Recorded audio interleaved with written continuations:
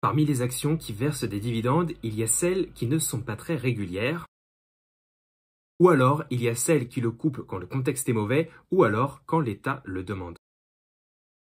Alors t'imagines, aujourd'hui, on va pas parler de ces entreprises-là, mais par contre, on va parler d'entreprises d'un tout autre genre. Un genre qui va plus nous intéresser, et ces entreprises-là, elles font partie de ce qu'on appelle les Dividend Kings, ou alors, en bon français, les rois du dividende. Et du coup, dans cette vidéo, on va voir qu'est-ce que c'est justement Dividend Kings. On va voir aussi le top 5 des entreprises qui versent le plus gros dividende de cette liste. Et voilà, c'est le programme de cette vidéo. Alors, qu'est-ce que c'est que les Dividend Kings? Eh bien, ce sont tout simplement les entreprises qui vont remplir un seul et unique critère. Ça peut paraître très simple comme ça, mais tu vas voir, le fait d'atteindre ce critère, eh bien, ça demande énormément de travail. Et puis, c'est pas donné à tout le monde d'obtenir ce critère-là. Et ce critère, c'est le fait de devoir payer un dividende et de l'augmenter tous les ans depuis plus de 50 années consécutives. Donc les entreprises qui payent un dividende de manière constante et en augmentation depuis plus de 50 ans, eh bien, font partie des entreprises qui sont dans la liste des Dividend Kings. Alors si tu connais un petit peu ce genre de classement entre les Dividend Kings et les Dividend Aristocrates, tu peux peut-être demander, mais c'est quoi la différence entre les deux? Vous voulez que je vous dise? Ben, je vais vous le dire. En fait, le critère unique des Dividend Kings, c'est ce que je viens de te dire, c'est le fait d'avoir augmenté pendant plus de 50 années les dividendes. Alors que les dividendes aristocrates, eh bien en fait c'est différent. Elles doivent avoir plus de 25 années de versement de dividendes en hausse. Elles doivent également être membres du S&P 500 et en plus elles doivent respecter des critères en matière de taille et de liquidité. Et en fait, les entreprises qui font partie de la liste des Dividend Kings ne sont pas forcément des entreprises que l'on va retrouver du coup dans les dividendes aristocrates. Et il faut savoir en fait que c'est vraiment une liste exclusive parce qu'on retrouve très peu d'entreprises. Parmi toutes les actions listées sur les différents échanges aux États-Unis, eh bien, seules 40 entreprises remplissent ce seul et unique critère d'avoir augmenté ses dividendes depuis plus de 50 années. Alors avant que je te présente le top 5 des entreprises qui donnent le plus de dividendes dans cette liste des Dividend Kings et celles qui ont augmenté le plus leurs dividendes sur les 5 dernières années, eh bien, pourquoi ça peut être intéressant d'avoir justement investi dans ces entreprises qui font partie de cette liste des Dividend Kings. Si tu souhaites retrouver la liste de l'ensemble des entreprises qui font partie des Dividend Kings, eh bien, je t'invite à aller voir le lien en commentaire où je t'ai mis cette liste-là de toutes les entreprises par secteur d'activité sur mon site internet baptistejn.com. Donc, n'hésite pas à aller les voir, n'hésite pas à constater par toi-même quelles sont toutes ces entreprises-là. Je t'ai mis également leurs symboles pour que tu puisses les retrouver facilement sur ton courtier préféré. Ça peut être intéressant d'investir dans ces entreprises tout simplement quand on souhaite se dégager une rente de nos investissements. Et le fait qu'elles remplissent ce critère envoie un très bon message aux investisseurs en disant si vous achetez nos actions, eh bien vous pouvez être quasiment sûr que nous allons vous récompenser, vous rétribuer via un dividende. Et regardez, nous l'avons augmenté d'année en année, ce qui est très bon signe pour les investisseurs qui cherchent à se dégager une rente. Le fait que ces entreprises-là appartiennent à cette liste des Dividend Kings n'est pas valeur sûre et du coup, il est possible que dans le futur, eh bien, certaines entreprises quittent le classement et quittent la liste de ces Dividend Kings tout simplement parce qu'elles ne remplissent plus ce critère. Alors, quel est le top 5 des entreprises de cette liste qui versent le plus gros dividende? Eh bien, la réponse tout de suite. L'entreprise qui se classe à la 5e position des entreprises qui versent le plus gros dividende de cette liste, eh bien, c'est Kimberly-Clark avec un dividende de 3,92%. Et Kimberly-Clark, ça te parle peut-être pas du tout, mais en tout cas, tu connais forcément ces produits. Ces produits, eh bien, on les utilise quasiment tous les jours. Ce sont des produits de consommation destinés à l'hygiène personnelle et aux soins à partir de papier transformé à l'état de base. Dans les marques connues, on retrouve les mouchoirs Kleenex ou encore le papier de toilette Cottonelle et on a également les couches jetables Huggies. En ce qui concerne son dividende, eh bien je l'ai dit, son rendement il est à peu près à 3,74% à l'heure actuelle avec un ratio de distribution de 85%. C'est assez élevé mais ça laisse quand même un peu de marge de manœuvre pour pouvoir l'augmenter dans les années futures. En termes de progression de son dividende, on voit que sur les 5 dernières années, en moyenne, il a augmenté de plus de 3,37% et que sur les 10 années, il a augmenté de 4,90% en moyenne par an. Et donc tu peux le voir que en 2021, eh bien, ils ont augmenté leur dividende de plus 6,54% comparé à l'exercice précédent.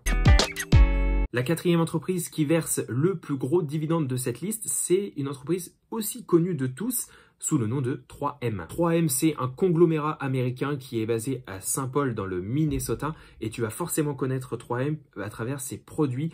On retrouve des grandes marques comme Scotch ou encore Post-it qui a été créé dans les années 1980. Alors au-delà des produits qui sont connus de tous, eh bien elle propose toute cette gamme de produits, tu vois. Ça va des abrasifs aux bâches, aux films, à l'isolation, aux outils et aux accessoires. On a aussi même du matériel médical, du matériel de construction. Bref, c'est vraiment un conglomérat très puissant aux États-Unis. Depuis le début de l'année, son cours il a perdu 15%, quasiment 16% à l'heure où je fais cette vidéo. Sur les 5 dernières années, il a perdu moins 21%. Et par contre, depuis son introduction en bourse, eh bien, le cours a connu une performance positive de plus 2144%. En termes de dividendes, l'entreprise elle a une politique de distribution de dividendes tous les trimestres, à savoir 4 fois par an, généralement en février, en mai, en août et en novembre. Et à l'heure actuelle, le dividende de 3M est à 3,96%. Tu peux le voir sur les dernières années, elle a augmenté son dividende de manière plutôt assez intéressante. En 2014, elle a augmenté de 34%. Après, on a eu des augmentations un peu moins importantes. Par contre, tu peux voir que depuis 2019, eh bien, l'augmentation de son dividende a tendance à se tarir. Et tu vois, pour l'exercice 2021, eh bien, elle a augmenté son dividende uniquement de 0,68%. C'était vraiment juste pour dire qu'elle l'augmentait, mais c'est vraiment pas grand chose. Donc tu vois, si tu veux investir dans une entreprise qui augmente son dividende de manière plutôt constante, eh bien là, on n'est pas vraiment le cas et j'ai l'impression qu'au fur et à mesure des années, eh bien, ce dividende-là, il augmente de moins en moins rapidement, ce qui n'est pas forcément bon signe. La troisième entreprise de cette liste qui verse le plus gros dividende, eh bien, c'est Leggett & Platt. C'est une entreprise qui est dans la production de literie, de produits spécialisés et aussi tout ce qui concerne les meubles, les revêtements de sol et les produits de textile. En termes de dividende, elle verse un dividende de 4,68% à l'heure actuelle avec un taux de distribution de 56,46%, ce qui est plutôt bon. Sur les 5 dernières années, elle a eu tendance à augmenter son dividende par an en moyenne de 3,42% et sur les 10 dernières années de l'augmenter de 3,95% en moyenne par an.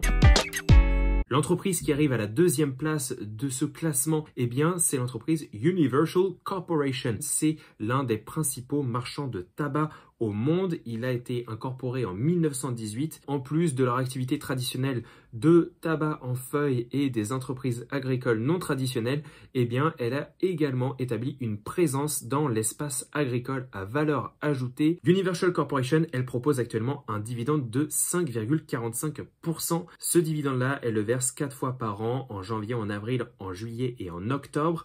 Et son taux de distribution, par contre, il est assez élevé à hauteur de 96,28%. C'est assez élevé. De manière globale, sur les 5 dernières années, elle a augmenté son dividende de plus de 7,56% sur les 5 dernières années par an.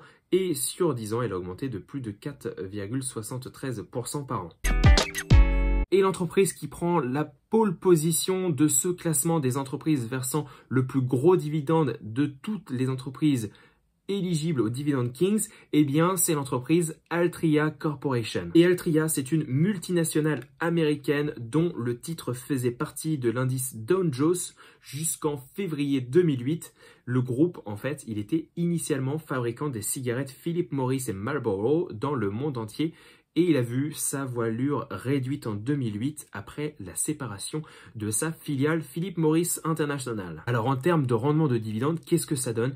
Eh bien, Altria propose actuellement un rendement de dividende de 6,84%. Par contre, son taux de distribution, il n'est pas bon du tout, à plus de 262%. C'est un taux très élevé et en fait, ça veut dire que Altria distribue plus que ses bénéfices, ce qui peut la mettre en danger si cette situation dure trop longtemps. De manière globale, elle a augmenté sur ces 5 dernières années le dividende par an de plus de 7% et sur 10 ans, eh bien c'est pareil, elle a augmenté en moyenne par an de plus de 7,67%. Et voilà, à travers cette vidéo, tu en sais plus maintenant sur les entreprises qui font partie de la liste des Dividend Kings. Alors bien sûr, tout ça, ce n'est pas des recommandations d'achat. C'est pas uniquement parce qu'elles versent un dividende de manière régulière et en augmentation depuis plus de 50 ans qu'il faut bien acheter ces actions-là. D'ailleurs, je tiens à te mettre en garde parce que bon nombre de ces entreprises sont soit trop valorisées à l'heure actuelle ou alors ont un niveau de dette très important et certaines ont des petits procès au cul. Donc voilà, temporise bien.